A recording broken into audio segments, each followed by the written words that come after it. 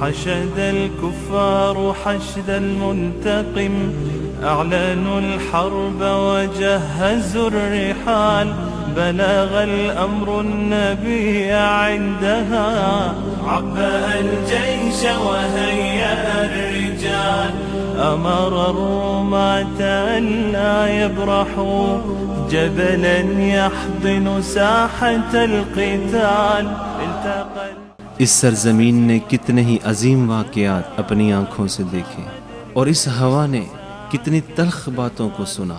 ابن قمعہ خبیث نے چیخ کر کہا تھا کہ میں نے محمد کو قتل کر دیا۔ یہ زہریلی خبر سنتے ہی صحابہ کرام کے دل پر ایسا اثر ہوا کہ ان کے جسم کے اعضاء شل ہو گئے۔ رنجیدہ ماؤں کے کان میں خبر پڑتے ہی وہ بے تابی سے رونے لگی۔ بعض صحابہ کرام اپنی تلواریں زمین پر رکھ کر روتے ہوئے ایسے مدینے کی طرف دوڑ پڑے جیسے کسی ماں کا بچہ چھن گیا ہو۔ ان میں سے ایک انس بن نضر تھے جو چیخ کر کہہ رہے تھے کہ اے لوگو، تم لوگ اس چیز پر اپنے آپ کو قربان کر دو جس پر نبی اکرم صلی اللہ علیہ وسلم نے قربانی دی۔ اللہ کی قسم، احد پہاڑ سے مجھے جنت کی خوشبو آ رہی ہے۔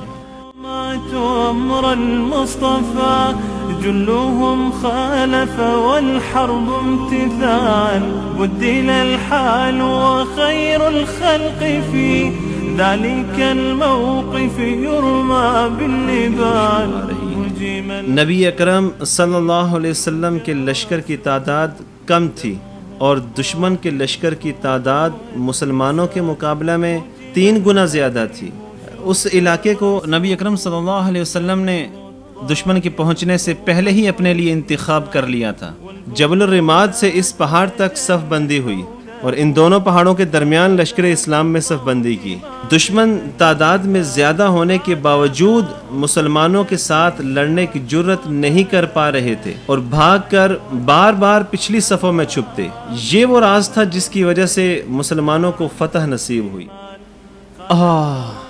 میں چاہتا ہوں کہ تاریخ کی گہرائیوں میں دیکھوں، مجھے وہ جذبہ پھر نظر آ رہا ہے جو مومنوں میں پھونکا گیا تھا۔ اس طرف دیکھیں، خوب غور سے دیکھیں۔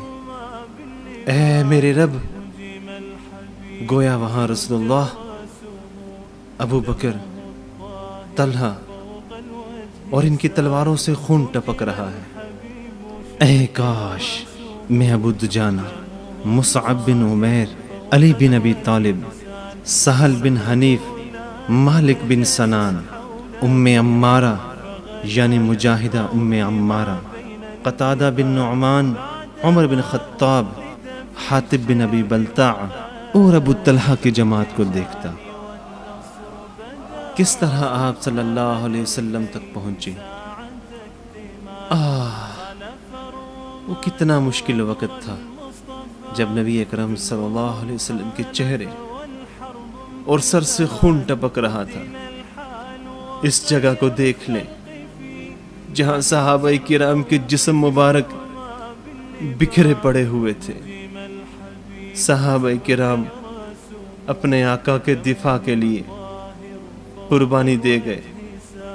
وہ اس میدان میں چاروں اطراف میں پڑے ہوئے تھے۔ 70 شہید ہیں، احد کے وہ 70 شہداء جو ہمیشہ زندہ ہیں۔ اب وہ لوگ جہاں سوئے ہوئے ہیں، ان کی یہ عظیم قبریں جو لوگ ان کی دعائیں مغفرت کرنے کے لیے یہاں آتے ہیں، ان واقعات کو ان سے بیان کرتی ہیں۔ اے میرے رب، وہ واقعہ کتنا ہی دردناک ہے۔ صرف آپ کے ایک حکم کی نافرمانی کی وجہ سے اتنا عظیم نقصان اٹھانا پڑا۔ اے میرے رب، مجھے اپنی پے در پے نافرمانیوں پر افسوس۔